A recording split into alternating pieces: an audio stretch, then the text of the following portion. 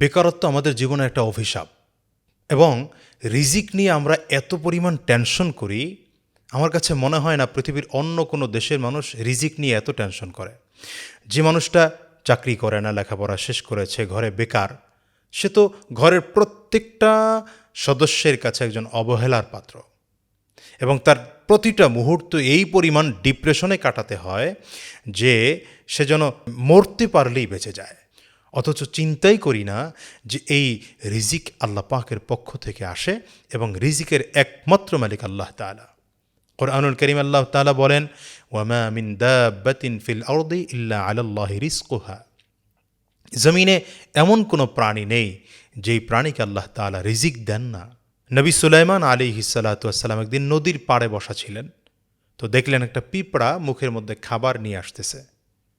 পানির কিনারায় একটা ব্যাঙ বসা, ব্যাঙটার মুখে হাঁ করল, হাঁ করলে পিঁপড়াটা খাবার নিয়ে ব্যাঙের মুখের মধ্যে ঢুকে গেল। ব্যাঙটা পানির মধ্যে ডুব দিয়েছে। লম্বা সময় যাওয়ার পরে আবার ব্যাঙটা উঠেছে।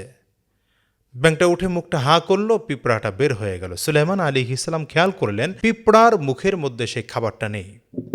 আশ্চর্য হয়ে পিঁপড়াকে জিজ্ঞাসা করলেন, কি ব্যাপার, খাবার নিয়ে গেলে, আসার সময় খাবার নেই কেন? তিনি তো সকল প্রাণীর ভাষা বুঝতেন।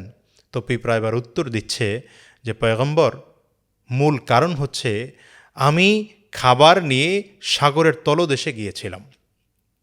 সাগরের তলদেশে পাথরের মধ্যে একটা অন্ধ প্রাণী বসবাস করে। এই অন্ধ প্রাণী পাথরের মধ্যে থাকলে ও কোনো খাবারের ব্যবস্থা করতে পারে না, খাবারের ব্যবস্থা তার হয় না। আল্লাহ তাআলা আমার মাধ্যমে তার কাছে রিজিক পৌঁছান। সুবহানাল্লাহি ওয়া বিহামদি।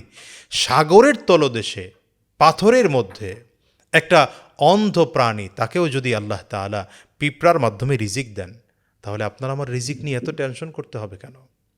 সুতরাং রিজিক নিয়ে টেনশন নয়। হাদিসে এসছে যে আসমান ও জমিন সৃষ্টির 50,000 বছর আগে আল্লাহ তাআলা এই আসমান জমিনের সব কিছুর তাকদীরের ফয়সালা লিখে রেখেছেন। শুধু তাই নয়, আল্লাহ তাআলা মানুষের গর্ভে যখন সন্তান আসে, সন্তান আসলে একদিন করে করে 120 দিন যখন হয়ে যায়, আল্লাহ তাআলা ফেরেশতা পাঠান।